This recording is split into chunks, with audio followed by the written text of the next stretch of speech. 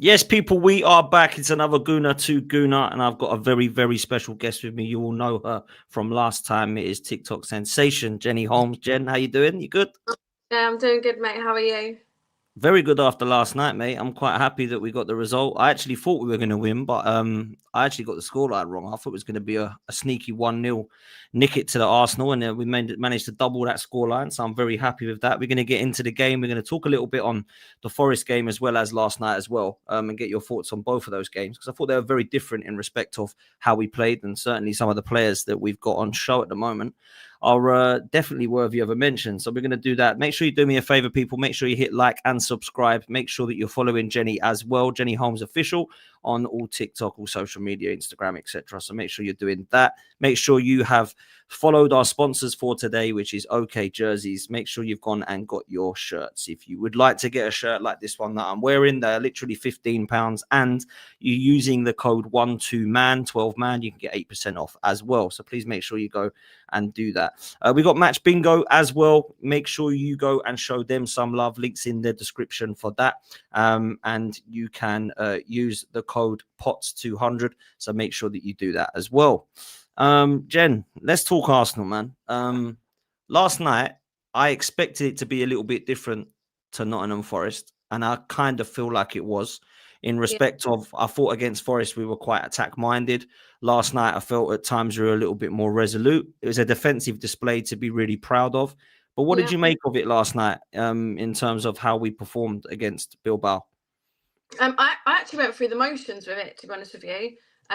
It's like you said, it's not how I thought the game was going to go. I thought we would win, but I thought it wouldn't be the goal scorers that it was. And I didn't, even when I saw the lineup, I still didn't think it would be so defensive in midfield. I thought he'd allow like Marino to move around a bit more and maybe Eze a little bit more, even as well as Calafiori too. Like I thought he stayed like in his position majority of the game, which he doesn't normally do.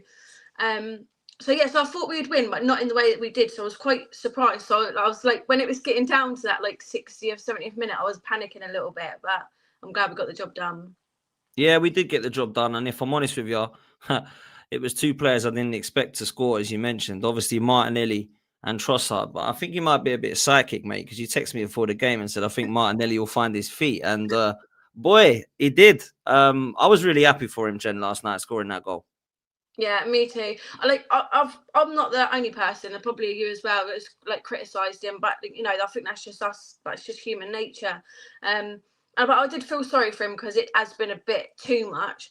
But yeah, like I said, I texted you last night and I said I think he's going to find his feet, and I think this really will give him that energy because also he's never really had to fight for his position in that team. But now that Eze's there, he's really got to fight for it. And like last night, that was him saying, like, I'm coming back. Yeah, and look, he come back with a bang. I've always had a little bit of a soft spot for Martinelli, but at the same time, I've been in a position where I'm like, I can't use the credit in the bank from like 2 seasons ago, maybe even 3 seasons ago, because he has been quiet for a while now. But you saw as soon as he scored that the confidence boost. His actual first touch was pretty poor, but his second touch was excellent, and then obviously finished. And then to set up the goal for Trossard, I actually give him more credit for that because I thought that was excellent work. Yeah. On the left-hand side. Do you think now that gives him a chance of starting at the weekend, or do you think that he should still be remained as kind of a sub or potentially a super sub like we've used Trossard, or do you think Martinelli could actually get a start at the weekend now?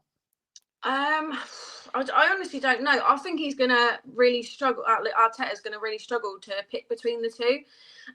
Just because you can't like criticize, like you can't be like not picking Eze just because he didn't score a goal. Although I don't think he actually played very well last night. So I just seen Brad's comment. I thought he would do something like that. Big up to Brad. I don't particularly think he played very well last night, but I also think, first time in the Champions League, his nerves probably were a bag of shit. Yeah. I think he's going to really struggle to pick between the two because, he did assist Jokeres at the weekend. So. Yeah, look, I got to be honest with you. I didn't think Eze had the best of games last night, right? No. But as you say, I think first Champions League game, first kind of full kind of midweek game for Arsenal. I think you've got to look at that and say that, he's not going to be unbelievable every time. And I think with Eze as well, I still believe that most of the work he does is central. I know we're trying to play him on the left, and I actually do quite think he can do a job on the left. I think he did well against Forest. But I think there was a few players last night that weren't the best, if I'm honest with you. I didn't think that Eze was amazing. I didn't think our midfield trio was amazing. I didn't think Marino did much wrong, but I also didn't think he was electric in terms of our creativity. Rice got a yellow card on 7 minutes, so kind of that was his game. He had to be careful for the rest of it. And Zubimendi, I didn't see the performance that he had against Forest, and Gyökeres got a bang on the head. There was quite a lot last night that I didn't really see in the final third that was amazing until obviously the subs come on, Martinelli and Trossard. Like there was a lot of talk, Jen, about selling both of these two in the summer. Like Martinelli might have to go and Trossard, maybe his time is up. But we've kept both of them. And something that I've got to be honest with you about is the squad depth in this team right now is unbelievable. Like we actually do have a squad where we can bring people on, and people are forgetting that Saka's out, Ødegaard's out, Havertz is out. We've got Saliba that obviously had a knock, and Mosquera had played. I think the squad is probably the strongest it's been. What do you think? Yeah, I agree. But just back to your thought on selling Martinelli and Trossard. I was screaming all through the transfer window. Like one of them has got to go. My preference was actually Trossard, although I've always rated Trossard being better as a sub than a starter. But that was before Eze, and then once we got Eze, and like I just didn't really think about it after that much because I was just like excited that he was coming. But yeah, in terms of the depth, like it's so nice to see that bench, as well as like what's being put out on the pitch, even though we haven't got like you said, Saka, White, Saliba, Ødegaard. It's like nice not to have that worry. Because I don't know about you, but when we got those injuries back in January and February, I remember looking at the lineup and I was thinking, I don't know if we're going to win this today. I don't know if we're even going to get like some kind of result, even a draw. So it's nice to actually like see the depth there and actually see it working. Yeah, I agree. And what comes with great squad depth, unfortunately, for our manager is a lot of pressure. Now, he's already under pressure to win something, right? And I know there's a lot of people that love him, and I get a lot of stick because I'm still not set that he can get us across the line. And I understand why people don't like that because they don't want to hear it. But I think sometimes you just got to say it how it is. For me, there's zero excuses left. He's come out and said this is the strongest squad he's had. He's come out and said the PGML, we all understand the rules now. So there's no more we got red cards or referee decisions when it didn't go our way, or we ain't got the squad that's, like Liverpool and City have. I think all those excuses have gone out the window now, which puts pressure on us to win silverware. And I actually agree with what Brad said in the chat here about playing 7 defensive-minded players, overly cautious, sometimes not being brave enough. And he thinks that will eventually cost us. And that's my big concern, Jen, if I'm honest with you. And I don't know what your thoughts are about that, because there's a lot of people that say, but anything can happen in a season. But I don't think he's got any excuses now, Jen, to be fair. I think he's got to get it across the line. I do. And I think the problem that he's got now is the fans can feel that he's got what he needs. Whereas, like for me last year, like watching some of them games where it was like balls in from Saka and even Martinelli, but no one being at the end of it.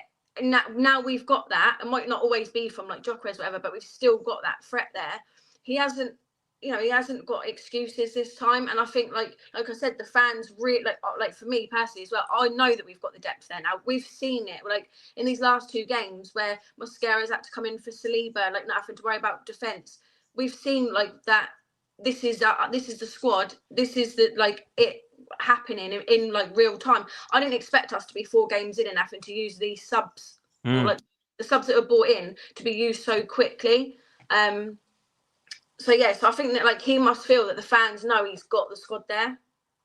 Yeah, look, I think when you go into games against Liverpool and in the Champions League and you've got no Saka, no Ødegaard, no Saliba, no Havertz, whether you love him or hate him, he's done well with Arsenal in terms of in front of goal over the last couple of years.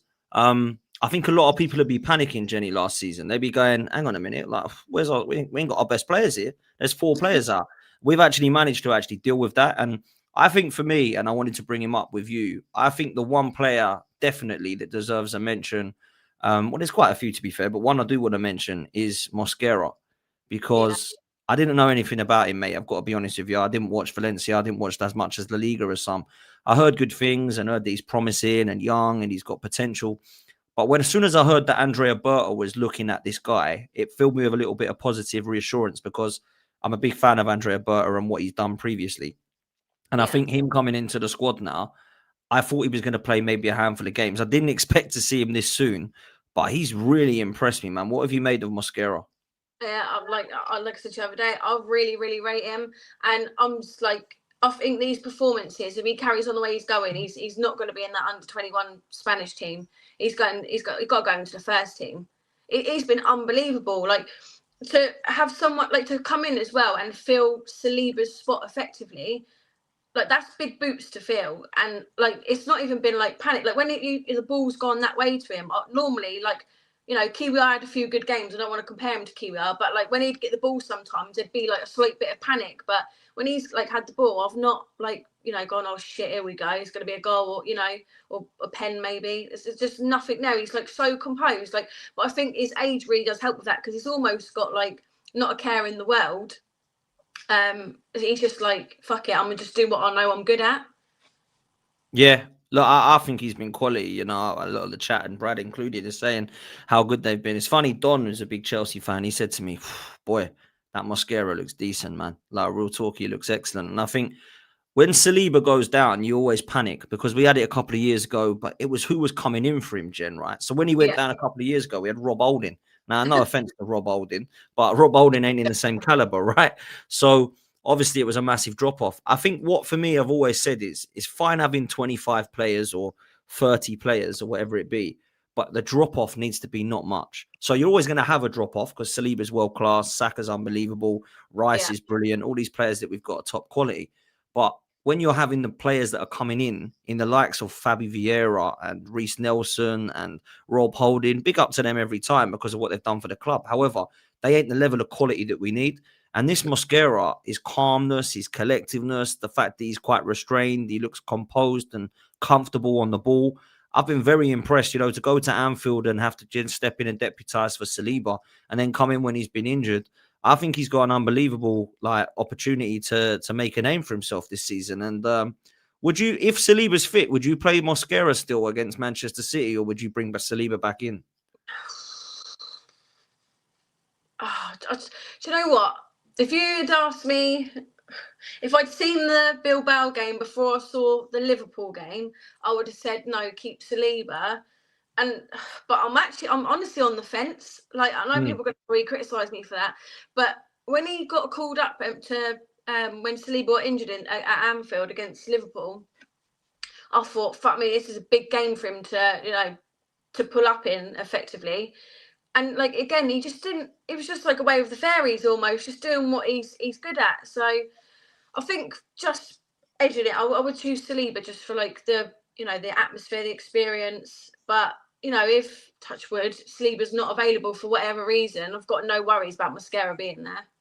Yeah, look, I'm going to be honest with you. I think I'll probably play Mosquera at the weekend against City because I'm not sure how fit Saliba is. And I don't think we need to be rushing him back if, he ain't 100%. Like, don't get me wrong, I'd play Saliba over Mosquera. Of course I would. The Saliba's ridiculous quality. However, if he's not quite 100%, I don't think there's a need to rush him in and rush him back in. Now, Haaland's coming up against him, and it's a big test for Mosquera, to be fair. But right now, I want Saliba playing. But if he's not 100%, I wouldn't actually mind with how Mosquera's playing and his form, him coming in. Now, Mosquera over the season will make mistakes. He will be rash. He is young. He's a 21-year-old centre-half, right? So we're going to get some mistakes from him. But if I'm honest with you, I've been very impressed with how composed he's looked and how he's dealt with the occasion. Like going to Anfield is massive. Going to Bilbao is something that perhaps was a little bit easier for him because he was obviously at Valencia last season. But for me, I think that if he was to come into this game against Manchester City, he's proven already that if you can do it at Anfield, you can definitely do it against City at the Emirates. So I wouldn't have a problem with him coming in there. But I've got to be honest, that a lot of the Valencia fans were kicking off about this, saying, I can't believe that Arsenal bought him for this much. Like, we should have got more for it. And I think then I kind of knew, hang on a minute, maybe this player's all right. Because it's hard looking at a player on highlight reel, isn't it? Because I looked at that with Mustafi and Callum Chambers and Holding, and I'm thinking, oh, these players are decent on YouTube, but you actually see them in real life and you think, actually, they're not as good as that, right? So it's always dangerous to look at a player on a highlight reel. But I do think he's a very, very promising centre-half, and one that I think we're very, very fortunate to have, because I think there was a few people looking at him because obviously he's been very good for Valencia. But I think Burton needs to take a massive kind of W for this one, because he's really, really sort of the reason that we got him. He kind of looked at him at his time at Madrid and said, this guy's going to be a good player. He's at Valencia. He's a youngster. I don't think Arteta looked at him, if I'm honest with you. I don't know that for a fact, but I believe that Andrea Berta had a whisper in his ear and said, look, this is the guy you want to be taking in. But just on that point, Jen, defensively, Arsenal are stacked. Like, they've got Ben White and Timber. They've got Nkapie, who come on, Calafiore, still got Lewis-Skelly. You've got the likes of Gabriel and Saliba and Mosquera. Like, defensively, like, that could be the reason that we win something this year, in my opinion. What do you think? Yeah, I agree 100%. I think, like you said, when even like the, like the cup games and stuff like that, to still, play a second team where you've got like, even Ben White coming in, Skelly, Mosquera, and then that Nkapie, that's unbelievable. As your second, your second backup. Normally we might have like one or two good quality players, and then two not so good, and that's fine because that's pretty much what we've had. But to have four, that's unreal, and I agree with you. I think that could be the thing that pushes us and gets us a trophy this season, because defensively we have been good, and go up front we've had obviously issues and stuff, but just because we've been good on that and we've improved on the attack, don't mean that we can't just improve that attack, the defense just a little bit. And I think what Arteta and Alberto have done, I think it's brilliant. No, I agree. I think they've been phenomenal. This summer's been a great summer for us, and I think defensively we're stacked. What have you made of our fullbacks this season? Because last season it was Timber and Lewis-Skelly. He's opted this season, Arteta, to go more with Timber and Calafiore. I actually think Calafiore has been really good in the first few games that I've seen, and I had question marks over him last season, mostly his fitness, to be honest, but also the fact that I weren't sure about his positioning. Timber, though, this player is so good, Jen. Like, I honestly think he's unbelievable, Timber. I'm massive, massive fan of him. What do you make of both these fullbacks? Are you a fan of both of them? Yeah, I've always been a fan of Ben White, and I said to Brad last year, I really, really rate Timber. I think he really just edges it for me. And I still stand on that. I do really, really respect Ben White as a player. I think he's actually decent, and he did give us something a little bit different.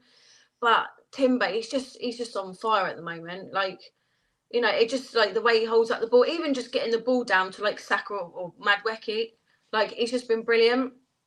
And Calafiore again, I do like Lewis-Skelly. And I think last year, like the pressure on him was there because, we had no one else to come in. I think, Zinchenko, he had to fill in practically for Calafiore, who was a new signing. So that's pressure in itself, and he done really well. But I think we'll see more and better of him this season when he gets to play, like starting in the cup games and stuff. And I think it's a good choice to have Calafiore start him.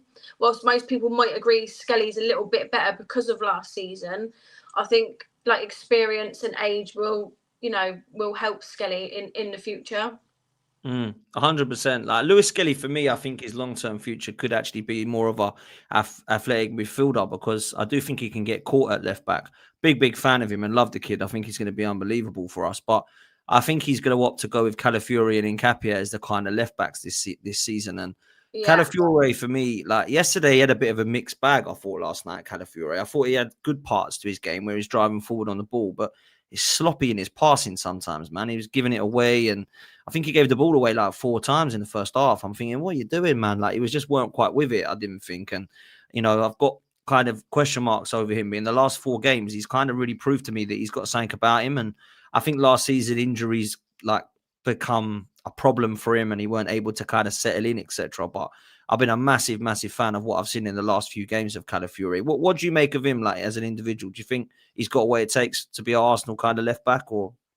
I do. I think that injury, his injuries like last season obviously didn't help. It's not going to help anyone, obviously.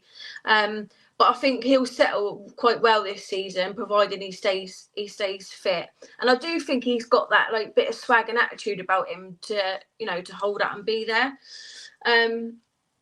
But yeah, I agree. Last night I just didn't. I wouldn't say I didn't rate him because I think that's unfair. I just didn't see like real quality from him. Like it just felt a bit like, oh, we'll just turn up and it is what it is. See how it goes kind of attitude. I didn't think he was great, but like so there's other people I didn't think that was great, and then I do think there were other people that were really, really good. So bit of mix and match.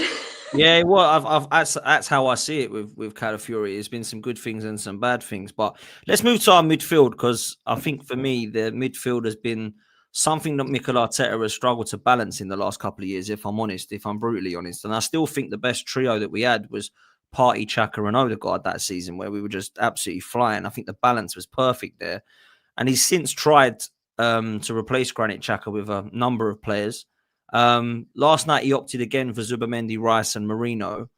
What do you make of that trio? Do you think there's enough creativity in that? Do you think it's certain games he needs to do that to be more defensive? Like, what's his thinking there? Because I don't like it. I wanted to see Ethan personally. Yeah, I wanted to see Waneri, but no, I like them individually. I didn't like them as a free last night, and like you said, when like it was like 20. I know we say this all the time, but 2023, 22, 23, I think, or 23, 24, sorry. Yeah. Like some of that football he was playing then was unreal. But like you said, like bringing in Rice to control the midfield, it has worked wonders in some stages. But I also feel like sometimes it just keeps us on the back foot just a little bit. And then playing like last night, for instance, with Zubimendi and Marino, it just felt really defensive again. It felt like Liverpool 2.0.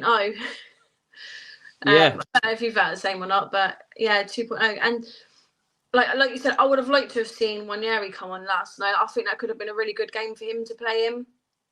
And it's not that I don't like Marino, because I do, and he helped us out a lot last season. But yeah, Zubimendi, I'm still unsure of. I think he played really well against Zubimendi. Of course, he loves that with the 2 goals and stuff, but I'm still unsure. I'm on the fence about him. But Marino, I do rate. I just didn't think it worked with them 3 last night. No, I didn't think it worked last night, and I didn't think it worked against Liverpool. But the manager seems stubborn sometimes with these things, and he don't seem to want to change it up. And I think we will change our midfield trio depending on who we play. My problem is he going to play that trio at the weekend? Like, I hope he doesn't, but it wouldn't surprise me if he does, because Manchester City are a team that are difficult to beat, and he's done it now against Liverpool, and I hope that he doesn't do it against City, but it wouldn't surprise me if that trio plays again. I just think it's not that Marino's a defensive midfielder, because he isn't. He's more of a kind of box-to-box, and he's probably better off the striker, to be fair. I just don't think he gives us that kind of speed, pace, power, drive on the ball, and creativity that's needed, and flair. I think that Eza or Waneri would be the guy for that. Yeah. Do you see that happening at the weekend? Is he going to bring one of those guys in, or do you think Marino will play again? I think he'll play again. I think he'll. Which worries me, because I also think, like, do you really trust Waneri then a lot? Because you've got to give him a chance at some point. The only reason why I believe that we found out that Lewis-Skelly was so good, because he didn't really have much choice. He had to play him when Calafiori was out. Odegaard's out, and this is his chance for him to like prove himself. I know he's had some really good games, and he's had some time, but sometimes some people just need that full like 90 minutes or like 80 minutes. You can't just be bringing on for like 15 minutes unless 2-3-0 up. But I don't think that's fair. I think it'd be really good for him to start. I don't think he will though.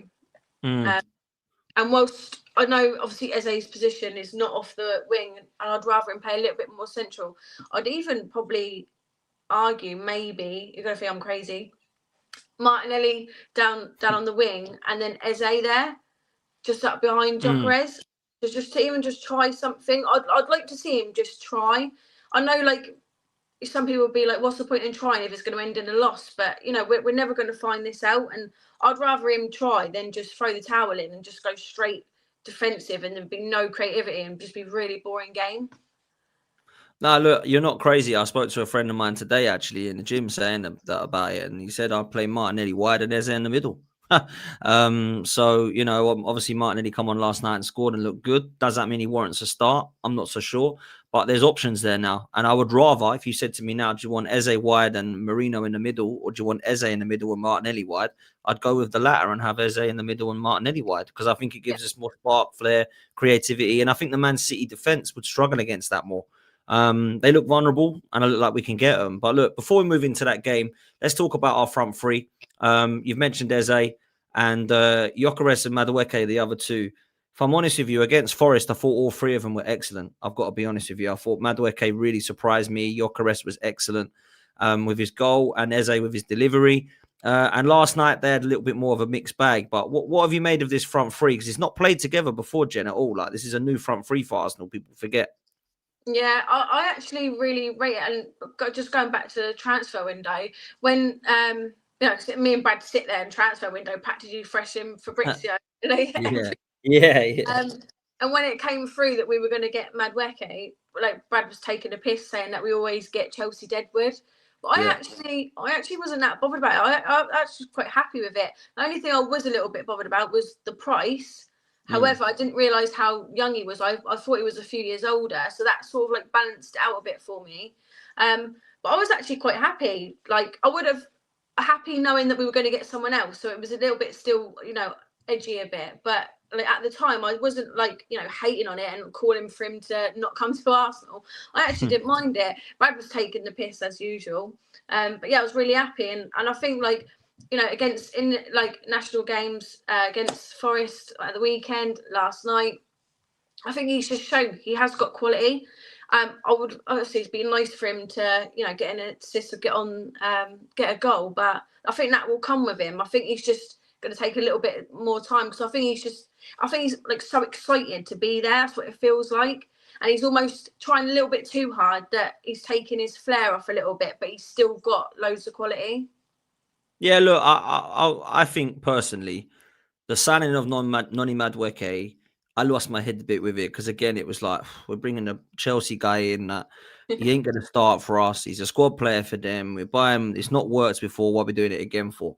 When we signed Eze as well, I was okay with it, because Yeah. my fear was, Jen, that we're bringing in Madueke to be like the star, and we're not. Like, he's a squad player at the moment. One day, I hope he can be a star at Arsenal, but right now, he's a squad player.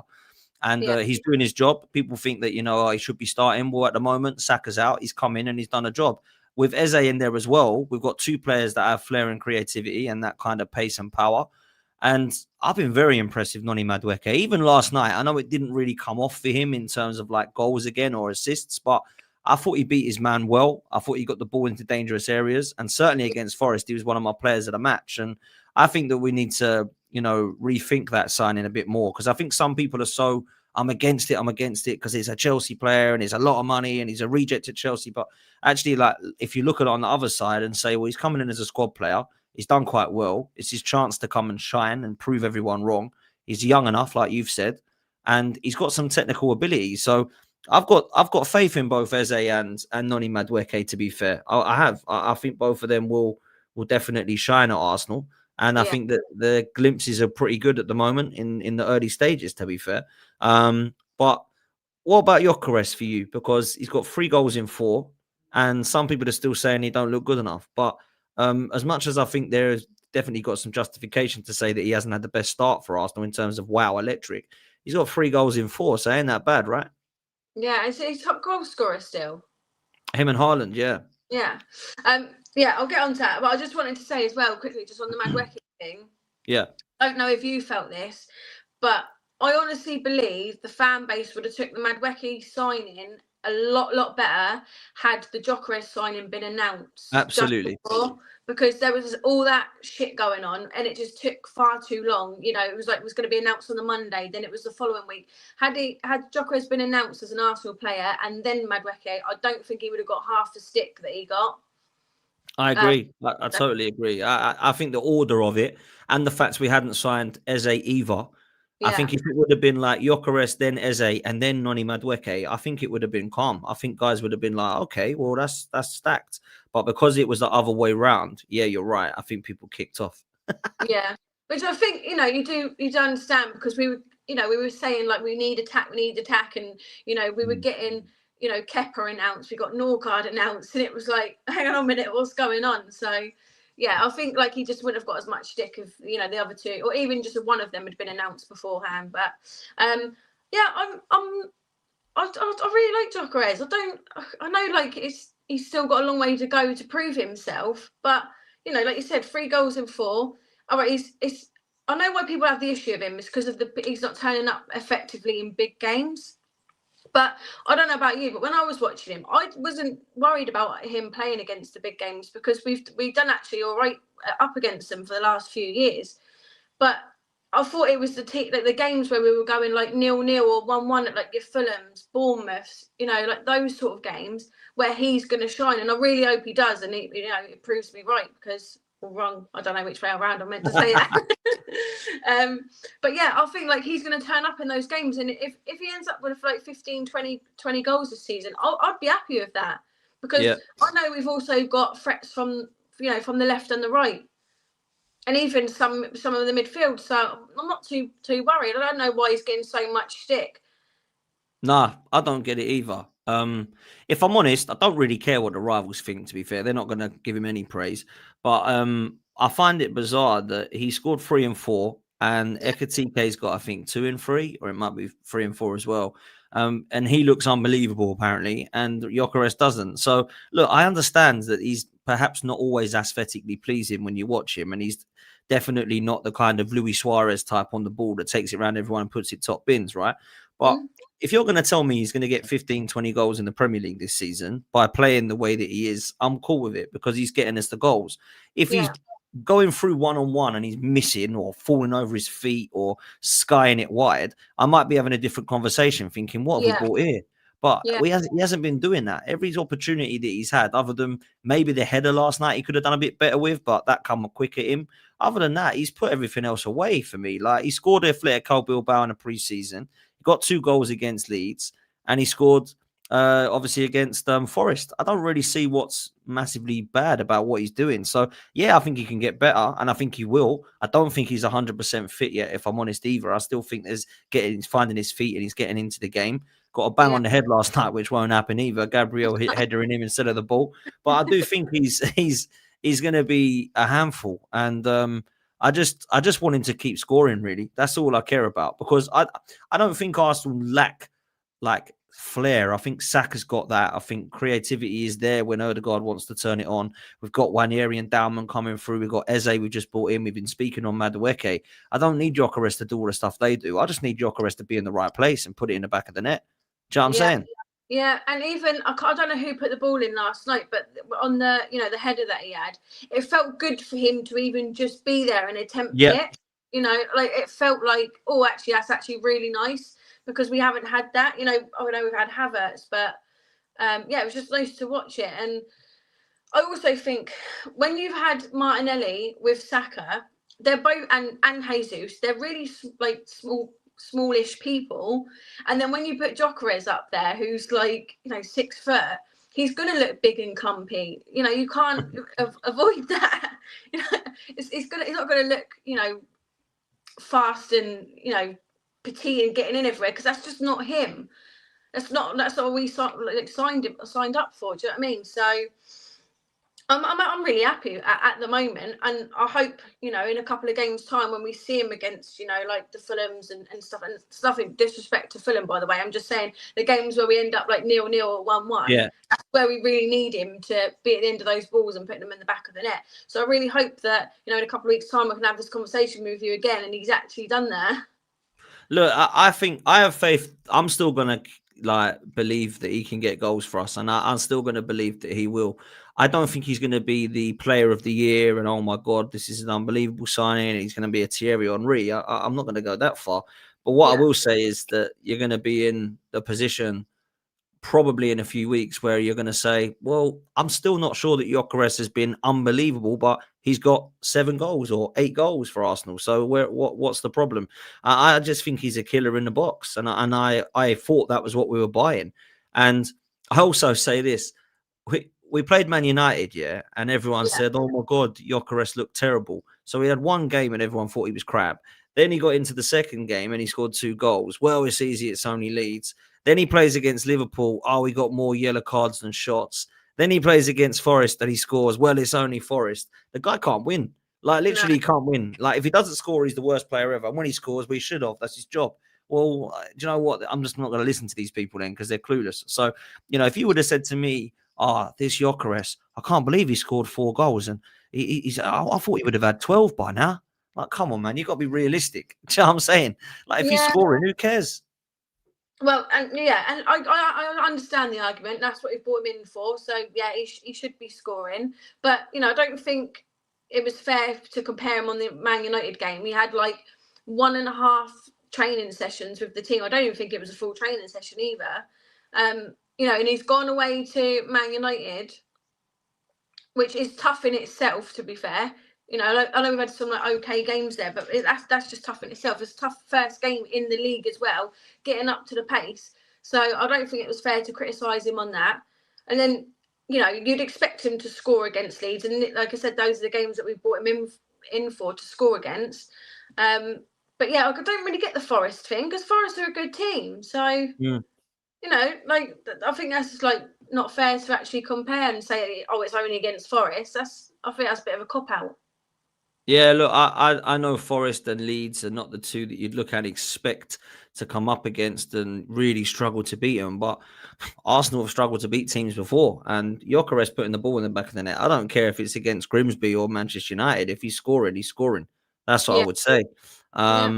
So, look, I've got to be honest. It's a very, very kind of interesting way for some of these rival fans to look at it. I don't get it at all. I think they're all a little bit like, let's just shit on Arsenal a bit. Do you know what I mean? As best they can, because no one's mentioning Sesko and no one's mentioning Havertz, really. I mean, I've seen a couple of people say, oh, they're joking about 007, but he's had 4 games without scoring and no one's really given him the stick that Gyökeres is when he scored 3 out of 4. I don't get it personally. I find it a really bizarre one, to be fair. But the thing I don't like is, with the Havertz thing is if he hasn't scored in 4 games or contributed, that's cool. He's still getting up to the standard of the Premier League. But when Gyökeres doesn't score in 1 game, it's not good enough. But he also is, trying to keep up with the league as well. So which is it?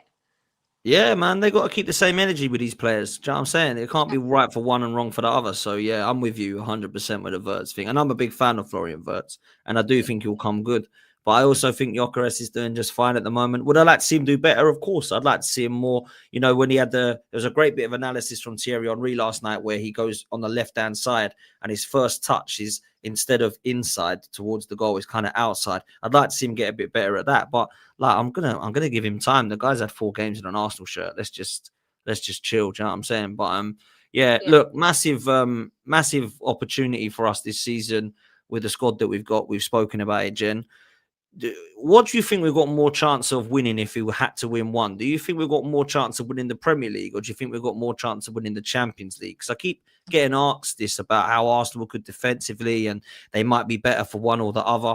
What more chance do you think we've got of winning one of those? I honestly think the Champions League. I said this to Brad last night. I do believe we've got a very, very good chance. I did think last year after the Real Madrid game, I thought we got a chance here. Before the Real Madrid, even though I knew they weren't at their best, I was still a little bit panicked. But when we had those 3 goals cushion going to the Bernabeu, I was still pretty confident. But also, it is Real Madrid, so they can turn up at any time. And then once that game was done, I thought we've got a good chance here. And I feel that feeling I had then, I feel right now. I feel like Champions League is, that's the one I think we're going to win.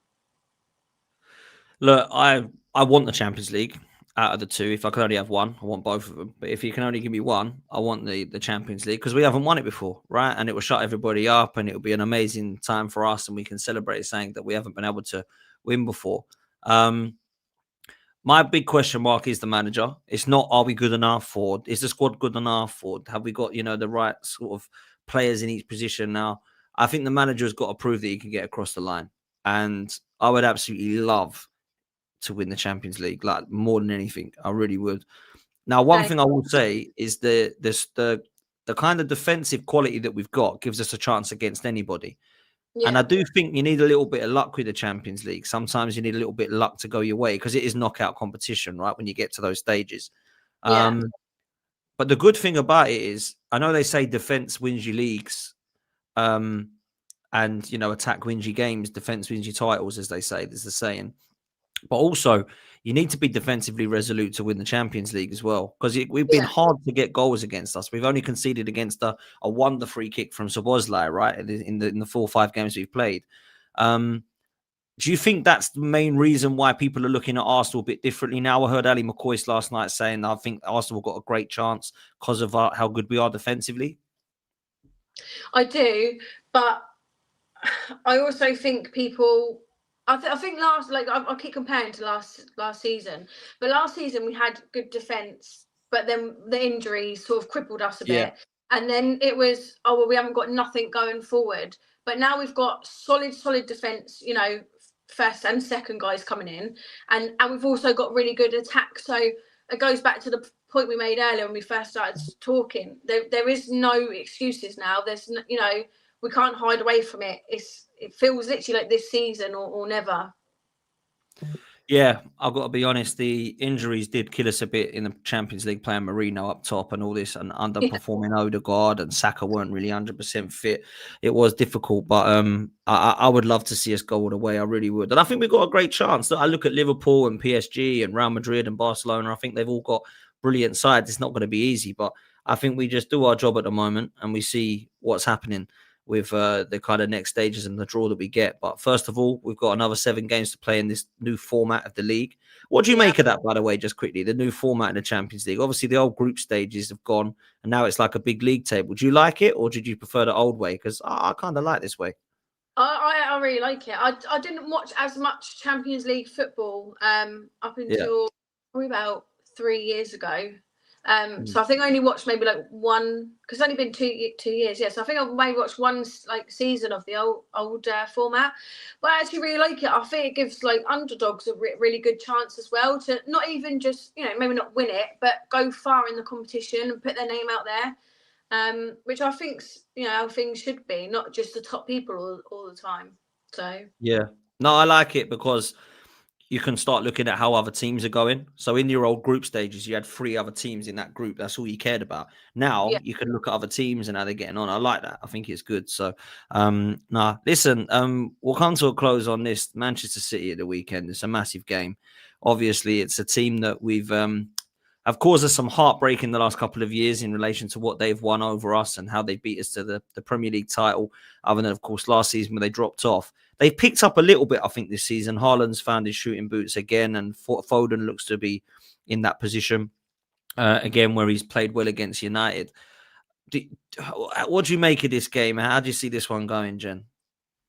I see us winning, but just a 2-1 win. I think we'll concede, because I think if he's going to start Foden, and obviously he's going to start Haaland, but if he's going to start Foden the way that he did, I think they looked really good against Man United. I don't know whether that's because Man United just looked terrible, but they did look really good.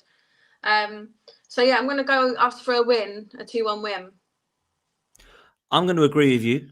I'm quietly confident that we win this 2-1, and I'll tell you why. I just think defensively they're vulnerable, and we can get at them. Defensively, we're not vulnerable, and I think we've managed to take care of Haaland, so to speak, in the last couple of games that we played them. Excuse me. But what I will say is we've managed to beat them at home the last 2 seasons. And right now, I think they look defensively pretty vulnerable. And I feel like we can get at them. Last season, we smashed them. I don't expect to beat them 5-1 again. No.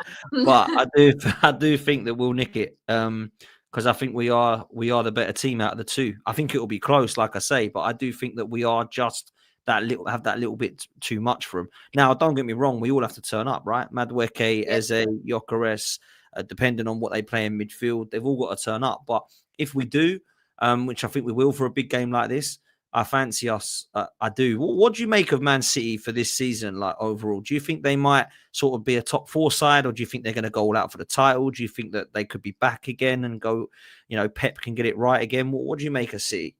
I think it's top 4, but I think it's going to be really tight this season between Arsenal, Chelsea, City and Liverpool. So that didn't I? Arsenal, Liverpool, Chelsea, City. Yeah, I think between those 14, I think it's gonna be really, really tight. Yeah, obviously it will depend on like what happens, in the leagues and stuff, and what people are in and what they're out of. But I think they're going to be up there, and I don't think it's going to be like massive drop-offs. I think we're going to be like last couple of games, it's going to be tight. Yeah, I think it will be tight this season. It'll definitely be tighter than it was last season. Liverpool just run away with it, didn't they? I don't know about Chelsea still. I think weekends, Brad's obviously in the chat, big Chelsea fan. I still think that they might have needed a little bit more in the summer. I think they could be in the race for it, but I think, dropping points at home to Palace and 2-2 draw with Brentford, I'm thinking they might have needed to win those games if they wanted to be like proper go all out to try and win this title. And I just don't know if defensively and in goal they've got enough quality. Manchester City defensively, as I've mentioned, have issues. And I do think Arsenal and Liverpool will be the two that go for it. And I think it will be close with City and Chelsea, but I think there might be maybe a few points in between those two teams. And they're the two that I'm looking at the moment, us and Liverpool. Things can change in football. We know that, right? But I do, Do you think the way given that you think it'll be between Liverpool and Arsenal, do you think that the way Liverpool have been winning their games at the moment, it will still keep them up there between? Yeah, it's a tough one, isn't it? Because I don't think it's sustainable the way they're playing, actually, Liverpool. However, I do think it will click for them. Isak's still got to come into the frame. I think Havertz will get it right. Salah hasn't even played that well yet, and he will because he's Salah. I do think that Liverpool will click and it will just work for them. When they're playing badly and they've picked up 12 points, it's kind of the sign that they're going to do well this season, isn't it? But I think we've actually got a bit of a stronger squad than them. I think they might have a better 11 than us in certain positions, like the likes of Van Dijk and Salah and, Isak now and Havertz, etc. But I actually think the squad wise, if they lost Van Dijk and Salah, like we've lost Saliba and Saka, I don't think they'll deal with it as well as we have. Because, I don't think they have the depth that we do, right, if I'm honest. But I just think they've got so much quality, Jen. Their window was mad. Like their window was insane. To break the British transfer record twice in one window, it means you're serious, right? So they're going to go for it and be serious. But you're right. It's a good question. Is it sustainable? Because, last minute penalty against bloody Burnley, handball, last minute winner against Newcastle. And sometimes people say that that's the sign of champions. They get it across the line. They don't say never say die sort of thing. But some of it has been a little bit lucky, man. I've got to be honest. Some of it's luck's gone their way.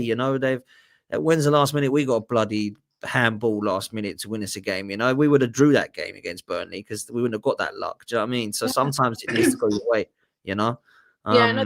If they don't start clicking and they carry on playing the way they're playing, I think questions would need to be asked. But like you said, it's Liverpool, and I do think they will start clicking, and when they do, I think that's going to be a problem. And so I agree. I do think, going back to the the title, I do think it'll be between us and Liverpool. But I think City will be up there, and I definitely think Chelsea will, because I think Chelsea as well, they've got the depth to be playing in Europe too. It's not like they're going to they're going to struggle with that. So I think they will be up there. How close, I don't know, but I do think they'll definitely be up there. That'd be top four. Yeah, I think the top four, in my opinion, is done already. I don't see anybody breaking into the top four. I think Chelsea, City, Arsenal, and Liverpool, in some form of order, are going to be the top four. I don't know that Newcastle are going to be the same, but I have them in and around the kind of European places. I think Spurs will be harder to beat under Frank, unfortunately. But one team that doesn't look like they're going to be up there, and Brad said it in the chat, Man United. My God, I've seen some dusty teams, Jen. This team is absolutely embarrassing.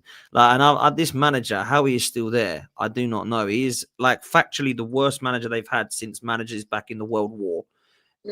Since he's taken over Man United, his form table is bottom, right? I can't believe he's still there, man. It's funny. Long may it continue. I hope he continues to be there. But Man United are a mess, aren't they? Yeah, he's dying on that hill, and he's absolutely refusing to change his formation. And you've got to understand why, because he said he's not going to change it, so he's got to stick to his guns. But I think he'll leave before he gets sacked. You know, I think he'll just be like, "Oh fuck, I've had enough of this. See you later."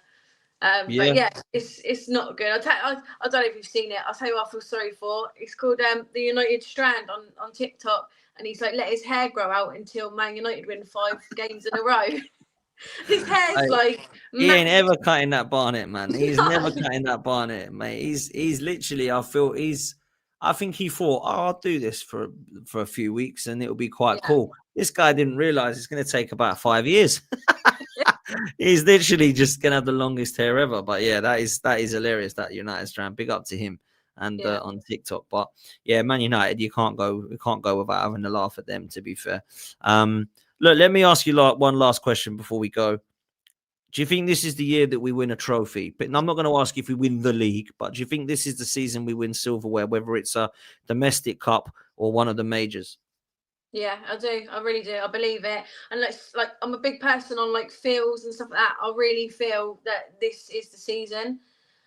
I said to Brad last year, funny enough, when the season started, I said, "Oh, this is the season we're going to win the Premier League." And there was the game with Saliba getting sent off against Bournemouth. Oh yeah. In that game, man, I was sat in here, funny enough, watching it. I said to him, I said, "That's the league over." I said, "If they're going to play like that, that is the league over." And he was like, "You got loads of games to play yet?" And I said, "No." I said, I don't know why, I just knew it. I felt it. Yeah. That was it. And well, I'd say the discipline's been a little bit better since last season. But yeah, I think if they carry on the way they're going, this is going to be it. 100%. I'll stand on that. I'll die on the hill with Ruben Amorim. Love that, man. I love that. Listen, it's a pleasure to have you on. I will definitely get you on again for a chat in a couple of weeks. How can people follow you? What you got coming up, etc.? Nothing exciting, just the usual videos that you normally see. But yeah, my Instagram and TikTok's there, just Jenny Holmes Official. Love that. Big up for coming on. Make sure you do me a favor, people. Make sure you show Jen some love and that you're following all of her content on social media. And I'll be back tonight at 10 p.m. after all the Champions League games. You don't want to miss it. The panel is going to be elite. We've got myself, Yardman, Lee Gunner. We've got Igal. We've got who else have we got? Christian and D. So it's an unbelievable panel. So make sure that you show them some love and come and join us at 10 p.m. Enjoy your rest of your day and your evening. Enjoy all the football. Make sure you're showing OK Jerseys some love. And we'll see you next time. Take it easy, people. We're out of here.